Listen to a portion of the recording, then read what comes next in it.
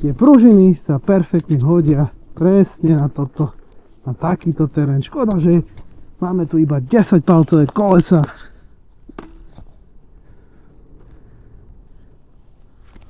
Ahojte, vítajte na mojom kanáli eFanatik a dnes tu mám pre vás kompletnú recenziu na Awesome F1 Max. Je to kolobežka, ktorá sa mŕte podobá na Zero Z10 Plus. Má tu niečo lepšie, možno, že to má aj niečo horšie. O tom si povieme samozrejme v tomto videu a hlavne máme tu veľmi dobrú cenu na túto kolobežku, keď si to samozrejme porovnávam so setom. Ak vás táto kolobežka so 4 nezávislými tlmičmi zaujíma, tak si pozrite túto recenziu. Začíname!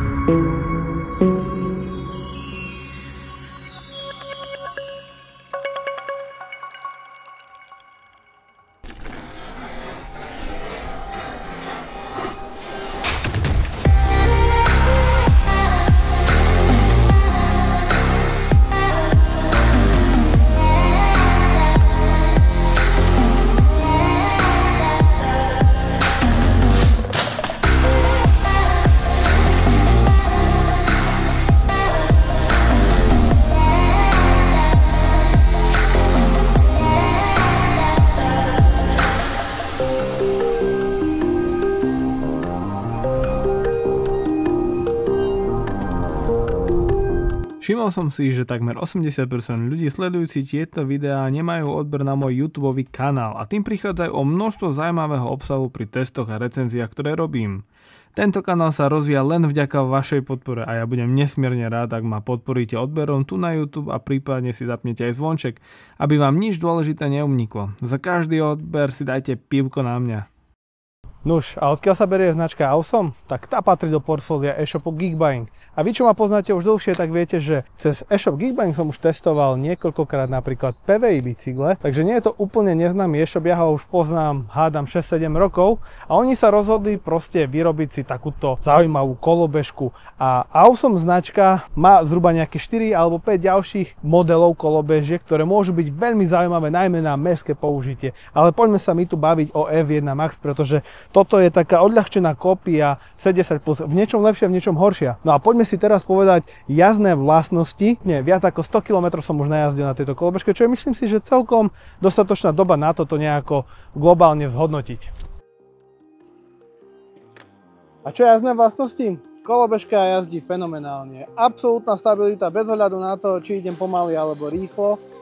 E-brake je nastaviteľný, funguje tiež veľmi dobre, či už pri jedničke alebo pri päťke, keď prestanem brzdiť, automaticky sa vypína. Rýchlosť sa takisto dá regulovať. Myslím si, že to budú sine wave ovládače a hlavne ten rozjazd. Teraz ho mám nastavený na najjemnejšie a vôbec to nekope. Mám nastavené v podstate 2 motory a idem úplne v pohode. Bez ohľadu na to, že tu je prakticky 4 kW v píku a je jedno, či si tu ja dám Sport, Eco alebo Race Mode. To je prakticky úplne jedno, pretože maximálne vás to limituje do určitej maximálnej rýchlosti toho daného režimu. Viem si tu predstaviť PMTčka, kde by tá kontrola bola ešte lepšia, ale je to taký proste vsetík. Tie tlmiče sú pružinové, aj s mojimi 110 kg to pruží dobre. Možno, že miestami idem na doraz, ale to by chcelo len priškrtiť proste tie pružiny. A to nie je až taký problém. Len to musíte urobiť rovnomerne. Nech niečo nepokazíte. Ale jazdí sa mi naozaj dobre, nemám veľmi tomu čo vytknúť po tej technickej stránke. To fakt nie.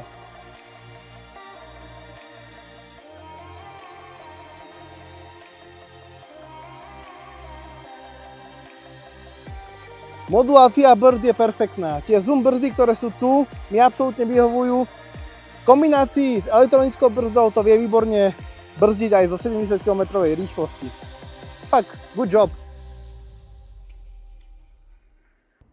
Tak idem si dať ešte range test z Awesome F1 Max. Trošku je to zaprašené od piesku, čo som sa bol vyblázniť. No a idem teraz na Bielý kríž, pôjdem tempomatových približne 30 km za hodinu, čakám ma takých 50-60 km, tak som zvedavý, ako to kolobežka dá. Pre istotu mám aj nabíjačku, lebo predsa len 110-115 kW záťaž, to nie je sranda na 20 A baterku. Tak som sám zvedavý, či to dám pri takejto rýchlosti. Vyrazil som z Petržalky po podmost SMP a potom cez Pečiansky les na most Lafranconi, až som sa dostal k Červenému mostu smerom na Bielý kríž. Podmienky boli výborné, nádherné jarné počasie a jazdil som si tempomatových 30 km za hodinu. Pred 2 najťažšími stúpaniami som spozoroval, že mi nejako rýchlo klesá baterka. A premýšľal som, či sa vôbec dostanem hore, alebo sa mám otočiť a ísť naspäť. No ale riskol som to. Úplne bez problémov som vyšiel na Bielý kríž, kde po krátkej prestávke som sa rozhodol skontrolovať pneumatiky. A na čo som neprišiel? No a ja som mal podfúknuté gumy. Namiesto 50 PSI som tam mal 29, respektíve 30. Čiže ten dojazd by bol o mnoho ešte lepší. Vidíme, ako to pôjde. Dole hádam, sa nevidím, proste. Držte mi palce. Cesta dole bola rýchla a svižná a kolobežka spolupracovala výborne. Pri brzdení a naplno nastavenej elektronickej brzde som aj niečo zrekuperoval a naozaj som veril, že to moje zanedbanie kontroly pneumatík mi prejde. Ale 3 km pred domom som sa vybil. Nuž, čo už. Nevadí, toto bolo dôležité ponaučenie pre mňa. Ešte k tomu dojazdu. Myslím si, že tých necelých 50 km so zaťažou 110-115 kg a to, že som mal do toho najstrmšieho kopca výrazne podfúknuté gumy, je podľa mňa dobrý výsledok. Je to 20 A baterka, 1200 aj niečo Wh. Myslím si, že je to naozaj slušné. Viem si predstaviť, že ak by na tom stál 80-kilový človek a išiel by tú istú trasu, myslím si, že by spravil aj 70 km. Určite áno. Takže podľa mňa aj tá baterka je tam na dosť dobrej úrovni. Čo chcem však podotknúť, čo sa týka toho dojazdu, je to, že systémov by nás to malo vypínať pri 50 V, ale vypína to pri 52 V. A keď nám napätie klesne pod 57 V, tak nám začne blikať baterka na displeji. Nič sa nedieje, idem stále ďalej. Len je to taký nezvyk. Ešte som sa s týmto pri kolobežkách nestretol, ale fungovalo to ďalej, takže som to neriešil. Som bol trošku prekvapený, že už ma vyplo pri 52 V. Takže považujem za dôležité, aby ste to vedeli, keď budete túto kolobežku kupovať, že vás to začne vypínať pri 52 V. Dobré je to, že kolobežka, aj keď už nemá šťavu, tak vás nevypne úplne. Ono stále sa snaží ešte trošku tej šťavy tam dávať. Keď tam to napätie klesne na 51,87, tak už vás proste ten systém obmedzí. Toto považujem za veľmi dôležité, aby ste to vedeli.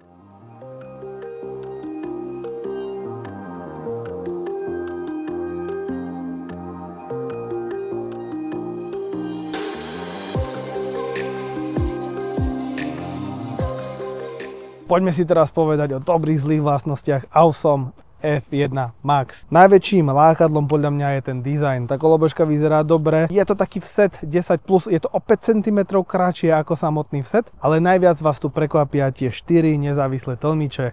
Ich benefit tam som ja nejako nepocítil, ale vyzerá to zaujímavo. Tá predná vidlica, ten swing arm, ktorý tam je, teda to C-čkovo zavesenie vidlice je mohutné, je veľké, je široké. Pôsobí to dobre, tá farba, ktorú tu výrobca zvolil, táto šedá, s takými jemnými prvkami metalízy, pôsobí na mňa veľmi dobre. Tá konštrukcia je robustná a vôbec mi to nepríde ako nejaký lacný Číňan. Možno, že ste si všimli pri unboxingovom videu tento zhrubnutý kábel, ktorý vedie tu. Ten slúži na to, že ak by sme náhodou mali problém s predným motorom, tak tu je rýchlospojka, ktorá sa dá preč a my si jednoducho vymeníme motor bez toho, aby sme potrebovali ísť až desi dovnútra pod dek. Toto je veľmi dobrá vec. Takisto sa mi páči, že všade sú tu Julet konektory, Julet káble. To je tiež vec, ktorá už je pomaly štandardom a ja som tomu veľmi naklonený, pretože to extrémnym spôsobom urýchľuje servis. Oproti Vset 10 Plus tu máme výhodu v tom, že tieto riadidlá sú pevné. Sú rovnako široké, majú 65 cm, strašne veľa rovnakých prvkov tam je, ale to, že tu nemáme skladacie riadidlá, to považujem za najväčší benefit a rozdiel oproti Vsetu. Smerovky sú tu rovnaké, tlačidlá sú tu rovnaké a asi už aj po novom, možno, že aj tento plyn je rovnaký. Nepamätám si posledné verzie Vsetu, ale NFC odomýkanie tu máme. Čo je taká zaujímavosť je, že máme tu dve NFC karty. Jednu mám tu, druhú mám doma a potom tam je ešte jedna veľká NFC karta, ktorá slúži na preočkovanie NFC čipu. To znamená, že ak by som stratil jednu druhú kartu, tak vďaka tej veľkej si viem naočkovať ďalšiu NFC kartu na odomýkanie. Aj to, že si tu môžem vôbec zvoliť to, že chcem vypnúť NFC odomýkanie a chcem takisto vypnúť aj ten PIN kód, to je takisto veľmi fajn vec, pretože mi to dáva tú slobodu sa rozhodnúť, či to tam chce mať zamknuté alebo nechce mať zamknuté. Jednoznačnou výhodou sú jazdné vlastnosti. Tá kolobežka jazdí veľmi dobre. A čo je tu výhoda, je to, že tu máme možnosť nastavenia a regulácie e-breaku a rozjazdu.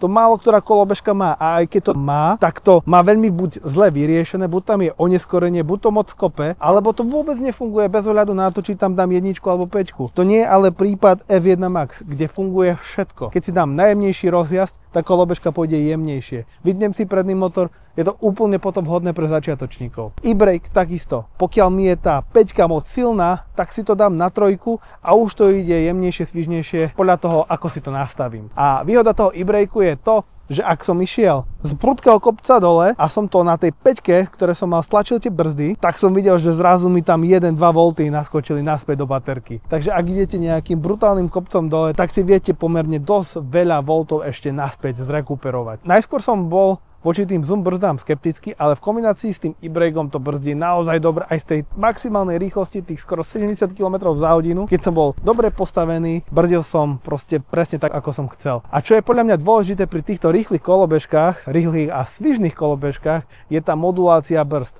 kedy proste dokážete úplne jemne pracovať s tými brzdami, keď potrebujete si len trošku v premávke pribrzdiť, až po prudké pribrzdenie, kedy už prakticky takmer idete do šmiku. Som rád, že tu výrobca dal 2 nabíjacie konektory. Škoda, že tu nepribali aj 2 nabíjačky, pretože s jednou nabíjačkou sa to nabíja až 12 hodín. Ale ten nabíjací konektor je unikátny. Niečo podobné mám na PVI Libone pri pripojení druhej baterky, kde je tam taký špeciálny lock. Našľap je pomerne široký, aj napriek tomu, že tá kolobežka je kompaktná a vojde sa do každého, asi aj výťahu, aj do každého autobusu, vlaku a podobne. Ja so svojimi 11-kami novými som nemal absolútne žiaden problém si tam rozložiť nohy, ako som potreboval. Keď som potreboval ísť rýchlejšie, tak som vedel tú jednu nohu položiť túto na tento footrest a mať väčšiu oporu, väčšiu stabilitu. Je fajn, že je proste z kovu, že sa dá na to aj postaviť. To robí z tejto kolobežky proste taký kompakt. A toto sú tie maličkosti, ktoré tejto kolobežke dávajú extra pridanú hodnotu. Napríklad vôbec tu nie je vidieť, že tu máme nejaké svetlá, nič mi tu nevadí. Všetko je tu v takejto matnej LED drážke, ktorá perfektne ladí do celého šasy kolobežky. Pre veľmi veľa užívateľov bude výhodou aj to, že tu máme split rim, to znamená deliteľné ráfiky. Čiže vo vnútri je duša, je vysoko pravdepodobné, že ten defekt opravíme aj za veľmi krátky čas. Mne osobne ten deliteľný ráfik vyhovuje určite viac. Blatníky sú zadný je výhodou, predný je nevýhodou. To znamená, vzadu to vyzerá perfektne, robí to tú funkciu, ktorú má a ten predný, ako som si myslel, že bude slúžiť na to, že keď pôjdem rýchlo a budem sa snažiť predbehnúť kvapky, tak som zistil, že to nefunguje úplne tak, pretože cez tú dieru tie kvapky aj tak prejdú, aj tak ma to celého ošpecha. Ja som to síce trošku dvihol vyššie, ale nemyslím si, že to bude nejako dobre vyzerať. Vyzerá to divne, vyzerá to zaujímavo, podľa toho, kto má ako chuť. Oba blatníky sú plastové, aj keď tam majú karbonové prvky. Pre mňa je to kolobežka, ktorá je vhodná aj pre začiatočníka, aj pre pokročilo. Podľa toho, kto sa na to postaví. Pokiaľ si skúsenejší kolobežkár a chceš to požičať menej skúsenému, tak mu len znížiš počiatočnú akceleráciu, znížiš mu e-brake, vypneš mu predný motor a pokiaľ nie je ťažký, tak s tým bude v pohode. Keď sa s tým žije, zapneš mu predný motor a začneš mu pekne modulovať nastavenia tak, aby si postupne na to zvykal. Toto je rozhodne kolobežka, ktorá presne smeruje na takýchto ľudí. A to je obrovský benefit. A aké má tá kolobežka vlastne nevýhody? Tou najväčšou tu prakticky skoro nič nie je, iba svetlá asi. Táto dvojica predných svetiel, ktorá vyzerá ako nejaké oči nejakého vyočeného človeka. Sú síce fajn, že to svieti dosť ďaleko, aj dosť vysoko, ale bude to všetkých dookola osvetľovať. Ono je to dobré v lese, napríklad ak idem po lesnej cestičke a môžu byť nejaké vetvy, ktoré by mi mohli šahať do očí alebo do tela, alebo takto a tým spôsobom ma nejako obmedziť alebo ma zraniť, tak vtedy je to dobré, pretože mám obrovský rozptyl. Ale ak idem po cyklochodníku, po cykloceste, oproti mne idú buď auta, alebo idú cíčkári, kolobežkári a tak ďalej, tak tí budú strašne na to nadávať, pretože ich to bude oslepovať. Smerovky, keď dávam, bude to vidieť iba za šera a za tmy. Sú veľmi pekné, veľmi sa mi to páči. To isté brzdové svetlo, počas neho bude veľmi slabo vidieť, pretože svietí iba po bokoch. No a my vlastne zadné červené stretávacie svetla ani nemáme. Ja neviem, či na to výrobca zabudol, alebo čo, ale vôbec to tam nie je. Takže to je asi najväčšia nevýhoda tejto kolobežky podľa mňa. Ten bočný LED pás vyzerá perfektne, o tom žiadna. Naozaj sa mi to strašne páči, pretože to na prvý pohľad ani nevyzerá, že tam niečo je. Je to tej línii kolobežky. Ale to, že my tam nemáme zadné svetlo, tie smerovky vyzerajú ako vyzerajú, že ich je vidieť iba večer alebo zašera a to predné svetlo moc oslepuje. To je trošku také nedoriešené, nedomyslené. Ako bol ten zadný blatník výhodou, tak predný blatník je nevýhodou. A to presne kvôli tomu, že to vyzerá divne. Malo to vyzerať podľa mňa úplne nejako inak. Nechráni to voči tým kvapkám tak, ako som si to myslel, že to bude fungovať. Vôbec to je mimo mojich predstav. Ďalšou trošku nevýhodou je tá čitateľnosť displeja. Je síce perfektné, že tam sú vidieť volty, že tam tie veci sa dajú nastaviť v nastaveniach, že to funguje veľmi dobre, ale ak sa na tú sekundu potrebujem pozrieť, či mám zapnutú smerovku, alebo či mám tempomat zapnutý, alebo ja neviem niečo, tak za takého slnečného dňa, aký je teraz, toho veľa neuvidím. Najvyššie, keď mám ešte prilbu s vizorom, tak to je také, že musím si na to zvyknúť. Škoda, že tam nie je to trošku lepšie prepracované, lebo inak ten kokpit vyzerá veľmi dobre. Všetko je na dosah ruky. Škoda, že do tých smeroviek ešte nezabudovali hlasové oznámenie, kedy by som počul, že aha, mám ešte stále zapnutú smerovku. Inak ja neviem, keď sa nepozriem na displej, tak ja nevidím, že počas dňa, či mám tú smerovku zapnutú alebo nie. Ak sa dobre pamätám, tak v set to mal automaticky po 15 sekundách, že sa mu to vyplo. Aspoň dúfam. Ak nie, opravte ma v komentári. A inak viac tých nevýhod tam asi ani nie je, čo ja viem. Vo vnútri to vyzerá dobre. Keď som to otvoril, nevidel som tam nejaký problém. Všetko pekne úhľadne, konektory zasilikonované, baterka vyzerala byť v poriadku, dobrá. Či je kvalitná alebo nekvalitná, neviem to posúdiť, tú značku nepoznám. Ak sa chcete na to pozrieť, ako to vyzerá znútra, určite si pozrite moje prvé video, kde som otvoril deck a som sa na to pozrel, ako to tam vo vnútri vyzerá. Ak poznáte niekto tú značku, dajte mi vedieť v komentári. Verím, že výrobca neklame a že je to naozaj odolná baterka, ktorá vydrží toho viac. Malo by to byť, že military grade, to znamená, že nejaká vojenská kvalita. A čo to nezávislé štvorpružinové pruženie? Pruží to celkom dobre, hodí sa to do jemného terénu, vynikajúco to kopíruje terén na mačacích hlavách. Výhoda tam je aj to, že si viete dotiahnuť tie pružiny, pretože na moju váhu 110 kg, keď som takto oblečený, tak ak idem po nejakých tých väčších nerovnostiach, tak idem na doraz a cítim to. Malo by tam pomôcť to, že by som mal asi jednu alebo dve otáčky tej matice, ktorá je na každom tlmiči pritiahnuť. Mal by som to robiť rovnomerne, aby to nemalo nejaký nežiadúci efekt potom neskôr na nejakú geometriu tej kolobežky. Tak vtedy by to bolo v pohode, ale neviem sa vyjadriť k tomu, či je to prežitok alebo nie. Je to prežitok určite z toho pohľadu, ak by ste tie tlmiče chceli meniť, pretože meniť 4 tlmiče jednoznačne je drahšie. Ale kto vie, či vôbec niekedy to budete meniť, pretože predpokladám, že tým, že sú 4 tlmiče, 2 na každom kolese, tak tam bude aj menšia námaha na ten tlmič. Aspoň si to ja takto nejako predstavujem.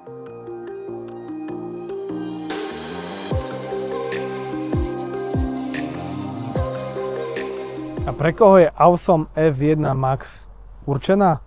Je to definitívne vynikajúca mestská kolobežka, ktorá sa hodí na všetky nástrahy mesta. To znamená, či už tam budete mať mačacie hlavy, buď budete potrebovať preskočiť nejaký ten obrubník, alebo tie obrubníky budú mať nejaké vysoké odskoky, alebo čokoľvek. Vynikajúco sa to bude prenášať vo vlaku, v autobuse, v MHD, v nejakých menších výťahoch. Je to dobre skladné. Má to síce 36 kg, asi aj vďaka tej robustnej konštrukcii, ale kupujete si kolobežku, ktorá je mega stabilná bez ohľadu na to, ako rýchlo pôjdete. Či už pôjdete ten maximálny výkon 60-70 km za hodinu, alebo pôjdete v nižších rýchlostiach. Myslím si, že tá kolobežka sa podarila. Všetko na nej, okrem asi tých svetiel, je veľmi dobré, ale tie svetla sa dajú stráviť, dajú sa tam doplniť nejaké svetlá navyše. Je mimoriadne bezpečná. Máme tam fungujúci e-brake, ktorý nemá žiadne oneskorenie, takže tá prémiová cena tých 1299 v akcii s kuponom sa mi zdá byť adekvátna na to, čo tam dostanete. Je možné, že časom bude aj cena lepšia. Je to predsa len novinka, ale to ukáže až čas. A vy si musíte dať na jednu ruku to, že či vám to za to stojí versus to, čo vám tá kolobežka prinesie.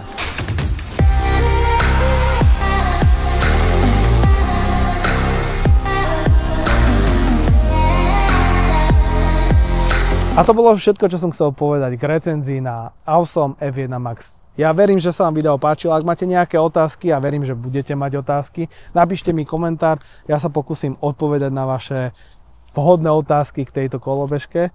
A ak bolo pre vás video užitočné, budem rád, ak mu dáte like a moju tvorbu podporíte odberom tohto môjho YouTube kanála, za čo vám veľmi pekne ďakujem.